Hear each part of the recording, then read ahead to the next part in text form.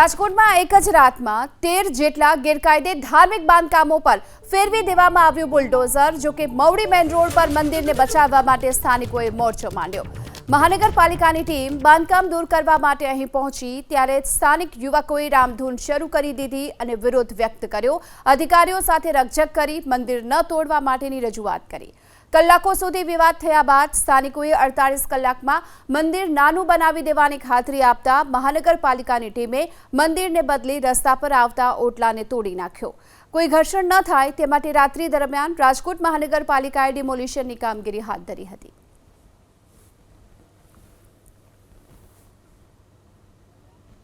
અમારા માટે મંદિર મસ્જિદ જે પણ રોડ રસ્તા પર જાહેર રસ્તા પર આવતું હોય છે દૂર કરીને હે જી તમને હસવું કેમ આવે છે નહીં કોઈ વસ્તુ આપના મોટા પર ચહેરામાં હસ નહીં એવું કઈ નથી કામ કરો છો બિલકુલ નહીં જે પણ લીગલી ફોર્માલિટી છે પૂર્ણ કરીને પછી તમને કેમ યાદ આવ્યું કે ધાર્મિક એવું કઈ નથી એની પહેલા પણ ચાલુ જ હતું।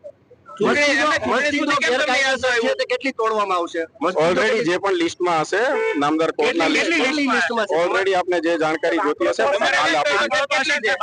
તમામ માહિતી છે ઉપલબ્ધ છે, પણ અત્યારે એ ચર્ચાનો વિષય નથી। અત્યારે જે કેટલી ગેરકાયદેસર છે આનો કઈ આંકડો તો હશે ને જી છે તો પછી અમને કયો તો ખરા જનતા જાણવા માંગે છે ના છે પણ જાહેર સોર્સ ઉપર અવેલેબલ છે એટલે એવું કઈ ચર્ચા આજે તોડવાનું કારણ શું? માત્ર 13 મંદિર આજે તોડ્યા છે, એક પણ મસ્જિદ તોડી નથી એનું કારણ નહીં એવું કઈ નથી હોતું। અમારા માટે તો જે ગેરકાયદેસર છે એ ગેરકાયદેસર મસ્જિદ એ તમને અગાઉ પણ મેં જાણ કરી છે।